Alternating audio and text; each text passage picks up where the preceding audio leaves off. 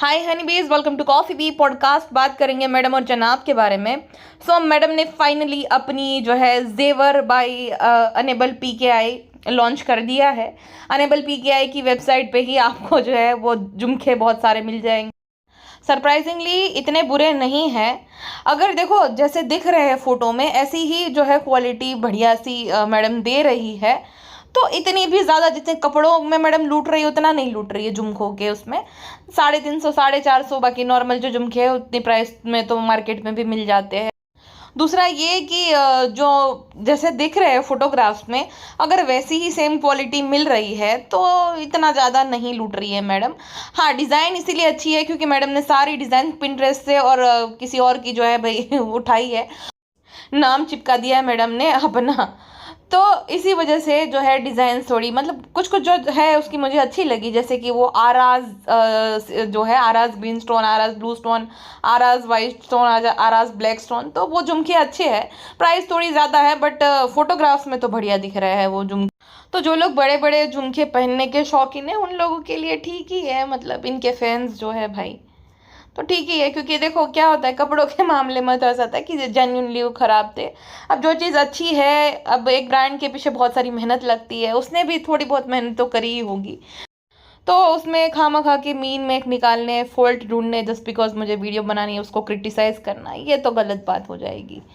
तो इतने बुरे नहीं है। हाँ, बहुत बड़े बड़े हैं, मेरे टाइप के नहीं है, लेकिन जिसको मतलब हर किसी की अपनी अपनी पर्सनल चॉइस होती है ना ज्वेलरी के मामले में। तो भाई जिसको बड़े बड़े झुमके पसंद है पहनने, जिसको इस टाइप के झुमके पसंद है, तो उनके लिए अच्छा है, वो खरीदेंगे। वैसे भी अब मैडम के जो फैंस है वो तो वो वाले सूट भी खरीद रहे थे, तो ये ईयरिंग तो है ठीक ठाक ही है, इतनी बुरी नहीं।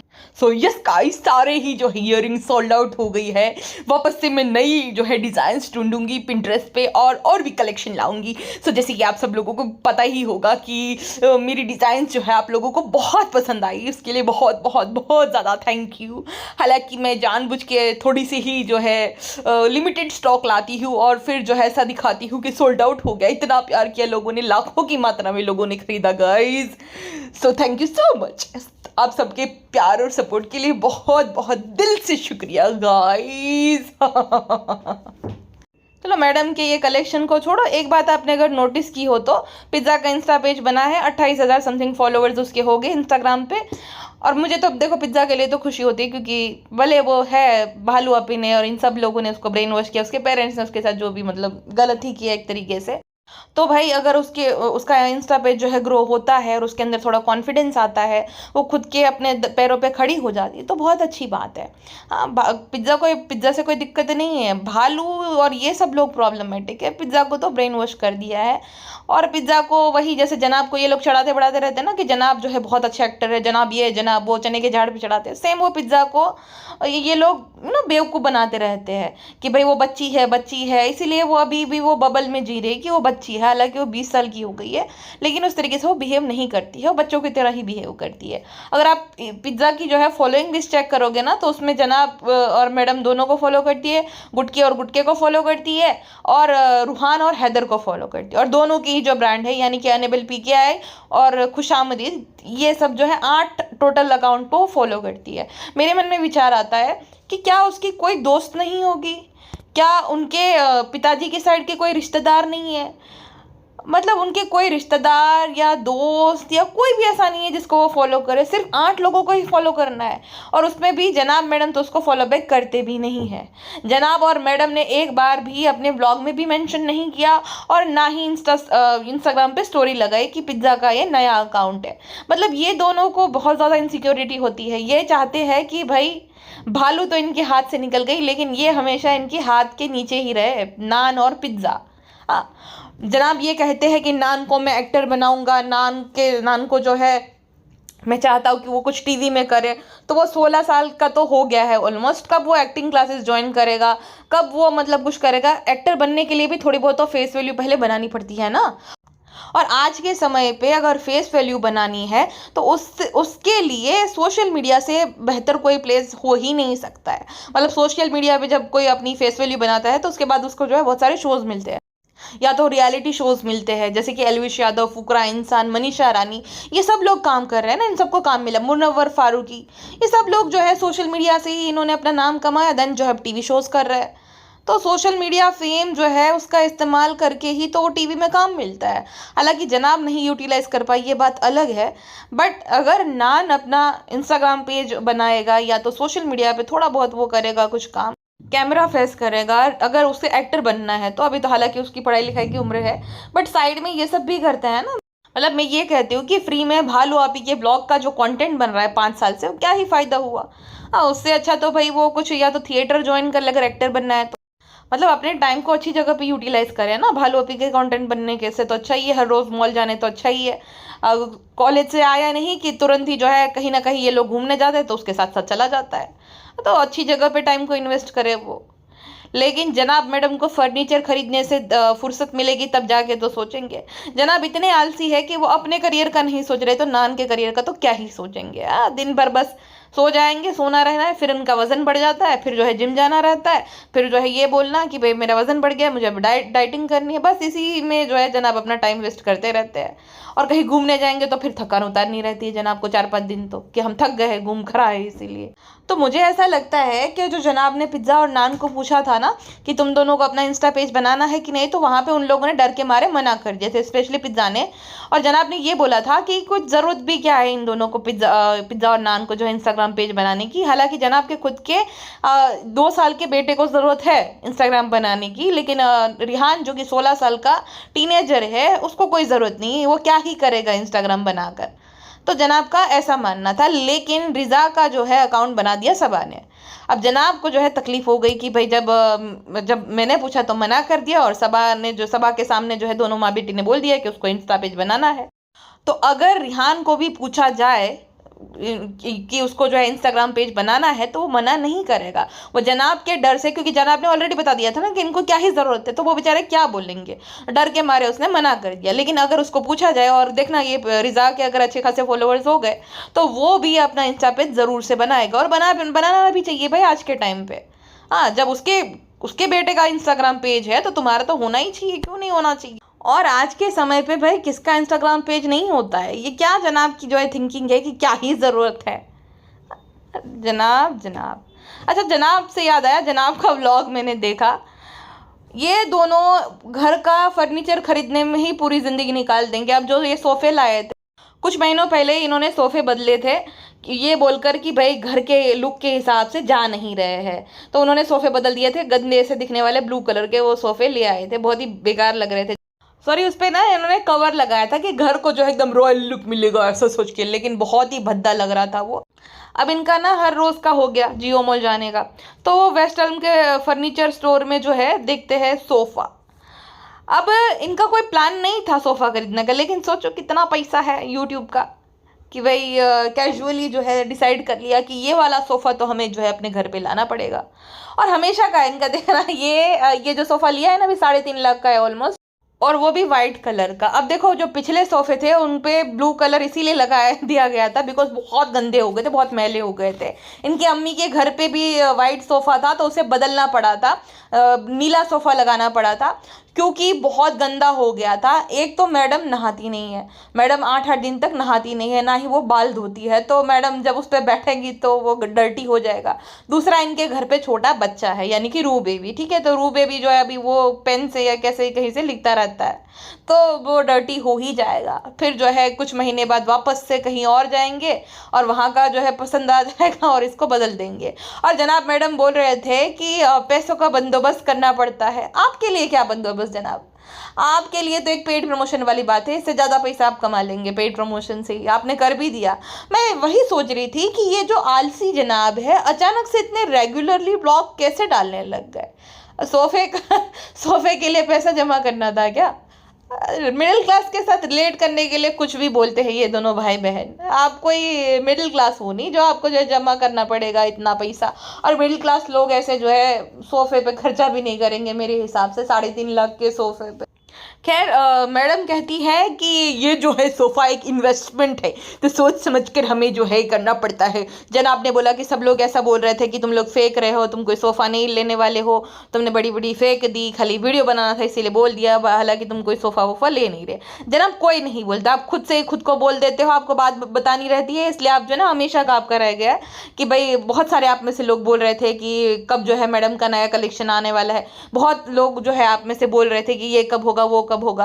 तो आपको जब कोई बात बतानी रहती है ना, तभी आप बहाना ढूंढ ढूंढ कर सब लोगों को बता देते हो कि ऐसा ऐसा लोग बोल रहे थे। कोई नहीं कुछ भी बोल रहा होता है, क्यों इतना झूठ बोलते हो जनाब। मैडम कहती है कि सोफा जो है एक इन्वेस्टमेंट है। सोफे कब से इन्वेस्टमेंट होने लगे ये मुझे समझ नहीं आया। मतलब वो 3.5 लाख के सोफे की रीसेल वैल्यू क्या होगी अगर आप जब स्टोर से बाहर भी आ जाएगा ना। आईफोन कल आपने खरीदा, ठीक है, 1.5-2 लाख का आईफोन, आपके नाम का बिल फट गया, आप दुकान से बाहर निकल गए, उसी दिन सेम डे जब आप उस दुकानदार को वो आईफोन वापस देने जाओगे ना, आपने पेमेंट कर दी कि भाई अब देखो ये मुझे आपको देना है, वो वापस दे, पैसे मुझे इतने चाहिए, तो आपको आधी ही प्राइस मिलेगी, पूरी प्राइस नहीं मिलेगी। अब देखो कुछ ऐसे शूज़ रहते हैं जो कि लिमिटेड एडिशन वाले रहते हैं ना, 1-2 पीस ही बने हैं, घड़ी हो गई, तो ये सब इन्वेस्टमेंट है। ये भाई डबल प्राइस में जाएगी जब आप सेल करोगे, क्योंकि वो 1 या 2 पीस ही बने हैं जो कि आपने खरीदे जो है सर्टेन अमाउंट में। तो लोग जो है भाई शौकीन जो लोग रहते हैं, या तो स्टोर वाले खुद ही आपसे डबल प्राइस में खरीद लेंगे, तो वो एक तरीके की इन्वेस्टमेंट है। सोफे कैसे इन्वेस्टमेंट है मैडम? अब देखो इन्वेस्टमेंट उन लोगों के लिए है जैसे कि सागवान की लकड़ी के फर्नीचर रहता है, ठीक है, तो बहुत ऐसे ऐसे घरों में तो भाई सालों साल मतलब वो फर्नीचर अभी भी चलता आ रहा है, तो वो एक इन्वेस्टमेंट है कि एक वक्त पे जो है महंगा फर्नीचर खरीदा और आज भी वो लोग चला रहे हैं। तुम लोग 1 साल से ज़्यादा टिकने नहीं दोगे, वापस से बदल दोगे कि, तो कैसा इन्वेस्टमेंट मैडम जी? कुछ भी मतलब ये लोग बोल देते हैं वीडियो बनाने के चक्कर में कि बोलने के लिए कुछ भी बोल दो, बड़ी बड़ी फेंक दो। अब अगले साल वापस से रिनोवेशन होगा देखना क्योंकि कहीं तो पैसा भाई दिखाना है ना कि हम लोगों ने देखो यहाँ पे पैसे खर्चे हैं यूट्यूब के पैसे, तो दिखाने के लिए हर साल रिनोवेशन कराते हैं, इंटीरियर करा देते हैं, कहीं ना कहीं पैसा लगा देते हैं ताकि एक्सपेंसेस दिखा पाए। अच्छा ये देखो, पहले मैडम जो है कंघी नहीं करती थी, अब मैडम के साथ रह रह के जनाब भी बिगड़ गए। जनाब ने भी कंघी करना, मुंह धोना सब बंद ही कर दिया, सीधा जो है उठे नहीं, हाय गाइस कैसे है आप लोग करना शुरू। और अब तो वो रूबेबी से भी जबरदस्ती बुलवाता है कि तुम बोलो इंट्रो तुम जो है शूट करो। वो बच्चा बोलता नहीं बेचारा। चलो ठीक है कि बच्चा खेल रहा है, वो दिखा दिया, उसकी एक्टिविटी दिखा दी तो ठीक है। जनाब ये लिटरली बाल मजदूरी है। आप अभी से जो है उसको जानबूझ के जो है कंटेंट के लिए ये बता दो कि ये करो वो करो, और जब तक वो करता नहीं तब तक उसी के मुंह पे कैमरा रहता है, नहीं नहीं ऐसे करो, ऐसे बोलो, ये करो वो करो। ये क्या बात हुई? तुम लोगों के पास कंटेंट, तुम दोनों के पास कुछ है नहीं, तो वो बच्चे कोई कंटेंट बना दिया मेन, और वो भी जबरदस्ती। चलो उसका मन है तो बात समझ आती है, वो नहीं बोलना चाह रहा तो भी जबरदस्ती ये बोलो ये बोलो ये बोलो। ये क्या है? सर्कस लगा रखा है जनाब मैडम ने तो। तो बाहर ये जाते नहीं, दोपहर में सोकर ये लोग उठते हैं और इतने सुस्त रहते हैं दोनों के दोनों। मतलब जनाब जो है, एक तो क्या वो बोल रहे थे वो समझ ही नहीं आता है, इतना एसी घर घर नॉइस आता है ना बैकग्राउंड में से। अब भलो भी लाख बुरी है, मैं ये कहती हूँ बहुत प्रॉब्लमेटिक है, बट एक चीज़ में वो बहुत सही है कि जब भी वो वीडियोस बनाती है ना, सारा कुछ जो है बैकग्राउंड नॉइस उसके वीडियो में कभी भी नहीं आएगा, सब कुछ वो बंद कर देती है। इस मामले में कैमरा का लेंस हमेशा उसका क्लीन रहता है ना, इनके कैमरा का लेंस क्लीन रहता है, और बैकग्राउंड में से तो इतनी नॉइस आती है कि बोल क्या रहे वही नहीं समझ आ रहा है। एक काम करो जनाब, थोड़ा और जो है वो एसी को कम कर दो ताकि उसी का आवाज़ है आपका, क्योंकि थोड़ा बहुत आवाज़ सुनाई दे रहा था कि कुछ तो आप बोल रहे थे ऐसा सुनाई दे रहा था, वो भी ना सुनाई दे। एसी को थोड़ा टेम्परेचर कम कर दो, घर घर और आवाज़ आए तब मज़ा आए, या तो 1-2 एसी और लगवा दो ताकि उसकी भी अच्छे से आवाज़ आए, पंखे भी शुरू कर दो। हाँ, ताकि आपकी आवाज़ आई ही ना, उन्हीं की आवाज़ सुनने के लिए तो आप लोग दिखाते हो हम लोगों को, क्योंकि एसी तो सबके घर पे है ही नहीं, आप ही हो खाली करोड़पति, आप ही घर के घर पे एसी लगे हुए हैं। थोड़ा तो इंसान एफर्ट लगाता है। और मैं जनाब जो है एक तो कुछ बोल रहे थे कि ऐसा नहीं वैसा नहीं, और जनाब की बातों से मैडम खुद बोर हो गई। बताओ, अब ऑडियंस नहीं होगी, उसकी खुद की बीवी जो है बोर हो गई। ये देखो उबासियाँ खा रही है बैकग्राउंड में मैडम बैठी बैठी। ये देखो यहाँ पे जनाब जो है कुछ मनगढ़ंत कहानियां सुना रहा था, पता नहीं समझ ही नहीं आ रहा था एसी की आवाज़ की वजह से कि वो क्या बोल रहा है। हाँ वही बोल रहा था कि सब बहुत आप में से बहुत लोग ऐसा ऐसा बोल रहे थे कि आप झूठ बोल रहे हैं ब्ला ब्ला ब्ला। तो मैडम देखो उबासियाँ ले रही बैकग्राउंड में। फिर जब ये दोनों आपस में बात करने लग गए ना, तो रूबेबी ने उबासियाँ लेना शुरू कर दिया। इतने महा बोरेंगे उसके पेरेंट्स कि क्या ये दोनों पका रहे हैं। ये देखो ये बच्चा भी उबासी लेने लग गया, इतने ज़्यादा महापका हो गए उसके पेरेंट। मतलब यही बात है कि बनाने का व्लॉग मन नहीं है, लेकिन बस बनाए जाओ, कुछ भी अपलोड कर दो ना, बैकग्राउंड नॉइस जो है कम करो ना, कुछ कंटेंट अपलोड करो। अब कंटेंट के लिए ही तो सोफे खरीदे हैं, बताओ कितना पैसा है कि एक व्लॉग निकल जाए बस, उस व्लॉग से उससे ज़्यादा तो पैसा मिल ही जाएगा, एक पेड प्रमोशन तो कर ही दिया है, और जो रेवेन्यू भी आ जाएगा, तो सोफे के पैसे से ज़्यादा ही पैसा एक व्लॉग से निकल जाएगा। फ्रेंड्स, भाई और भाभी बहुत अमीर है, हालांकि भाभी हमेशा मिडिल क्लास दिखने का जो ढोंग करती है, असली मिडिल क्लास तो हम है फ्रेंड्स, हम 3 घर संभालते हैं। अब तो भाई किसी की जिम्मेदारी भी नहीं उठाते हैं, अम्मा पीटी खाला पिज्जा इन सब की जिम्मेदारी हम उठाते हैं फ्रेंड्स। और भाई हमारे साथ पता नहीं बिग बॉस क्यों खेल रहे हैं फ्रेंड्स। हमने जो अम्मी के घर पे अपने घर के सोफे लगाए थे, वो भाई जो है निकलवा दे रहे हैं, वो किसी और को दे रहे हैं फ्रेंड्स। क्या इतने बुरे थे फ्रेंड्स, भाई के सोफे तो कितने अगली से है, उसमें तो हम बैठ भी नहीं पाएंगे, हम तो खिसक जाएंगे। ये शायद भाई की साजिश है हमें जो है अम्मी के मेंशन से दूर रखने की, लेकिन हम भी भाई से 2 कदम आगे चल के हैं। हमने अम्मी के जो है दूसरे बेडरूम को डंपिंग जोन बना दिया है, अपना सारा ही जो है एक्स्ट्रा सामान वहीं पे हम जो है रख देते हैं, भले हम आ जा ना पाए, लेकिन डंपिंग जोन तो बना ही दिया है फ्रेंड।